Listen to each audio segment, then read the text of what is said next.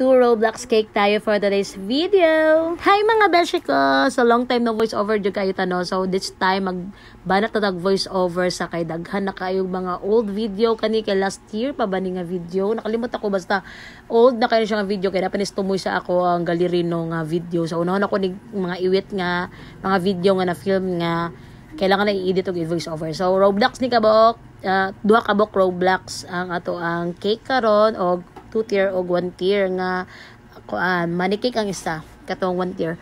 Kani siya is Roblox nga daghan kay design sa Pinterest no. So kani ako napili blue ug white.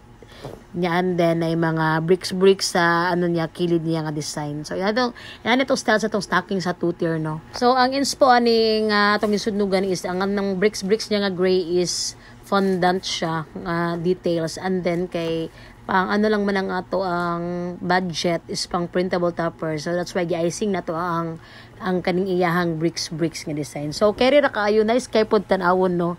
Bisirag icing bricks ang design. Nindot ka po siya tan-awon. And nagbuta na to sa iyahang mga details ng mga printable no. So ang font niya is pang Roblox font. So mo na final look sa to ang 2 tier nga Roblox team cake.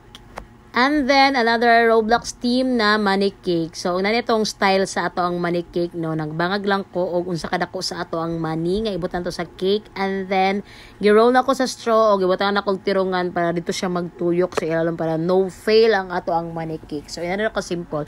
Ang struggle lang yun aring money cake pag once mag-icing ta. Nani siya, naa siya yung na daan nga.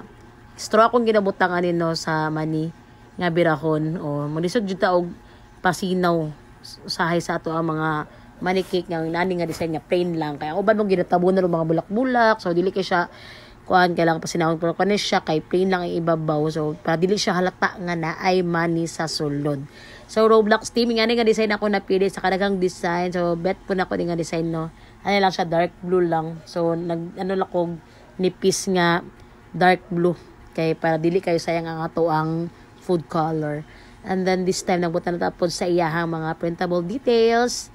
So ayan na lang simple o very nindot kapon kaayo ang ato ang Roblox team. And that's it for this video. Follow for more.